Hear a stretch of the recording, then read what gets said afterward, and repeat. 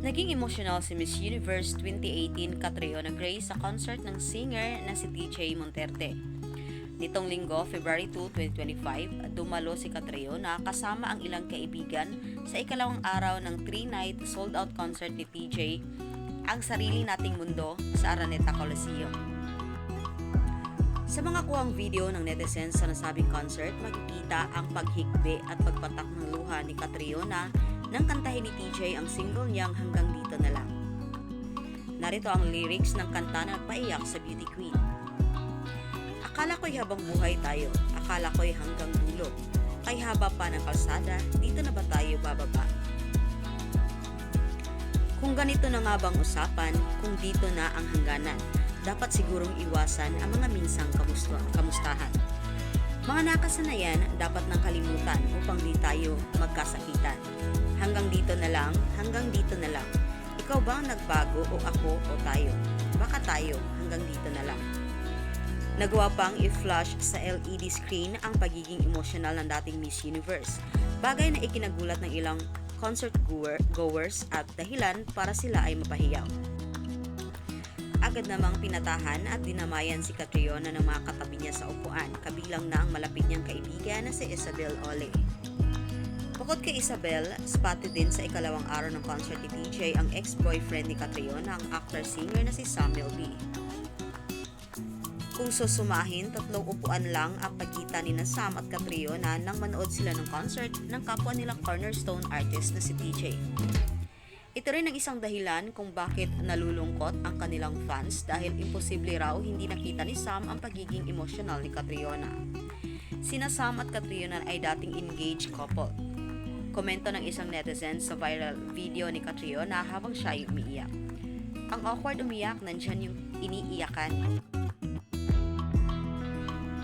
Saad ng isa, umattend ng concert na parilaps pa. Sabi pa ng isa, deadma kunwari si Sam pero deep inside, nasasaktan din niya na makita si Catriona na umiiyak. Siyempre lalaki yan, hindi magpapakita ng kahinaan. Hanggang ngayon ay wala pang nagsasalita kina Catriona at Sam sa totoong estado ng kanilang relasyon. Pero hindi nakalusot sa mapanuring mata ng netizens ang biglaang pagbura ni Catriona sa engagement photos nila ni Sam noong May 2024. Dahil dito, umugong muli ang haka-hakang tuluyan na naghiwalay sina Catriona at Sam at hindi na matutuloy ang nakaplano nilang pagpapakasal. Noong February 8, 2024, napabalitang break na sina Catriona at Sam na mapansin ng kanilang tagahanga na hindi nasuot ng dating Miss Universe ang kanyang engagement ring. February 4, tila binasag ng engaged couple ang hinala sa kanilang relasyon nang maispatan silang magkasama. Sa litratong in-upload ni John Prats sa Instagram, makikita ang tila pakikipag-double date nila ng kanyang asawa na si Isabel Ole, kina Catriona at Sam. February 24, muli silang naintriga nang naiulat sa isang vlog na totoong break ng dalawa. Ayon sa vlog, may nakapagsabing source na matagal nang hiwalay sina Catriona at Sam ngunit nananatiling magkaibigan ang dalawa.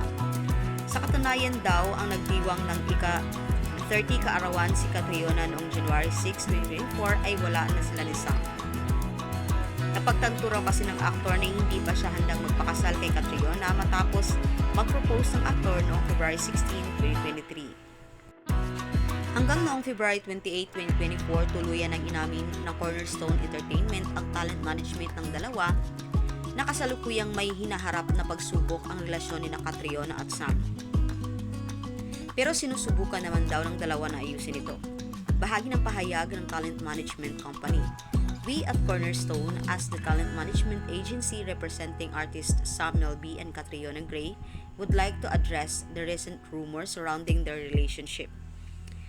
While it is true that Sam and Catriona are currently facing some challenges in their relationship, they are actively working on resolving these issues together. Nakiusap ang Cornerstone na bigyan muna ng pribadong panahon ng dalawa habang inaayos nila ang kanilang gusot. We kindly request that everyone respect their privacy during this time as they navigate through this situation. We appreciate the concern and well wishes from all those who have shown support for the couple.